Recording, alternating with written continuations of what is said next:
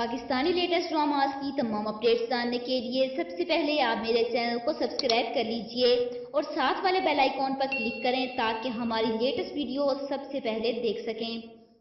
अस्सलाम वालेकुम viewers. Drama serial कमज़र्फ में अब तक आप लोगों ने देखा कि आयमा को इतनी बड़ी ठोकर लगने के बावजूद भी अकल नहीं आई। नबील और उसकी बीवी ने धक्के मारकर उसे घर से बाहर निकाल दिया और उसका सब कुछ रख लिया और आखिर तलाक भी भेज दी, लेकिन उसका दिल अपनी भाभी की तरफ से फिर भी साफ़ नहीं हुआ। फारिया को तो वो देखना भी पसंद नहीं करती और इसी वजह से आसिम के साथ नहीं रहती और आज़र के साथ उसके, क्योंकि फौजिया चुप करके उसकी बातें भी सुन लेती है और उसका हुक्म भी मान लेती है और शायद सारी उम्र सर झुका कर उसकी ग़ुलामी भी करती रहती। अगर आज़र और फौजिया को कोई खुशखबरी ना मिलती तो वो पेरेंट्स बनने वाले हैं। फौजिया की तबीयत ख़राब होकर आयमा को नागवार गुजरती है और डॉक्टर के पास से वापसी पर जब वो आज़र से पूछती है कि क्या कहा डॉक्टर ने, जवाब में आज़र उन्हें खुशी से बताता है कि खुशखबरी है। बजाय अपनी भाभी की इतनी बड़ी खुशी पर खुश होने की आयमा का मुंह बन जाता है और ये सब क्या हो गया। आज़र अपने बाल बच्चों में लग गया तो मेरा क्या बनेगा। कमज़र्फ आयमा को पिछली किस्त में रोते और बर्बाद होते देखकर थोड़ी बहुत हमदर्दी तो हुई है जो इसके लिए लोगों के दिल में उठी थी और फिर से झाग बनकर बैठ गई। आज़र अपनी दी से कहता है कि सारी ज़िंदगी आपने हमें बड़ी बहन की तरह नहीं माँ बनकर पाला है और उम्मीद करता हूँ कि मेरे बच्चे की परवरिश भी आपके हाथों में होगी।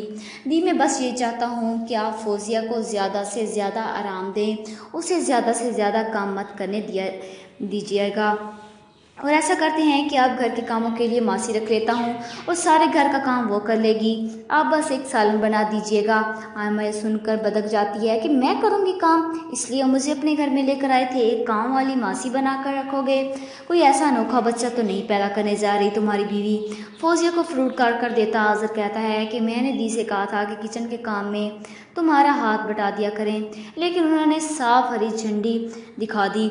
आयमा दरवाजे के बाहर कान लगाकर इन दोनों की बातें सुन रही होती है और आज़र के ऑफिस जाने के बाद आयमा फौजिया को खूब बातें सुनाती है कि तुम मेरे भाई को मुझसे दूर कर रही हो, मेरे खिलाफ भड़का रही हो।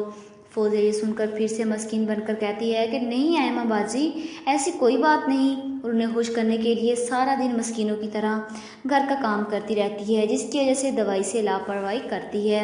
आज़र आकर पूछता है और देखता है कि फौजिया सारे घर का काम कर रही है और उसको दवा खाने का भी टाइम नहीं मिला, तो वो दी पर चिल्लाता है कि मैंने आपसे सिर्फ एक काम कहा था कि मेरी गैर मौजूदगी में उसकी दवाई और खाने का ख्याल रखना, फिर आपने गफलत क्यों की। छोटा सा काम करने में इज्जत में कमी ना आ जाती आपकी।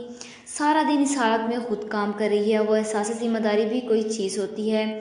पहली बार आयमा चुप करके गुस्से से आज़र की बातें सुन रही है और दूसरों को चुप करवाने वाली आज खुद चुप है अपने भाई के बदलते तेवर देखकर। आज़र की तरफ से इतनी बातें सुनने के बाद आयमा गुस्से से घर छोड़कर चली जाती है, जिस पर आज़र मज़ीद नाराज़ होता है कि बताए बिना पता नहीं कहाँ चली गई। वो बंदा बताकर चला जाता है। फौजिया ने समझा दी है कि कहाँ जाएगी, बच्ची थोड़ी है, लेकिन आज़र कहता है कि मुझे अब शिद्दत से एहसास हो रहा है कि आसम सही कहता था कि हमें तंग करने के लिए सब करती है। जब वो ये बात करता था तो मैं उसे डांट देता था, लेकिन अब मुझे लगता है कि वो सही था। तो क्या लगता है आप लोगों को कि आयमा कहाँ गई होगी? कमेंट बॉक्स में अपनी राय का इजहार ज़रूर कीजिएगा और साथ साथ मेरे चैनल को सब्सक्राइब कीजिएगा। Thanks for watching.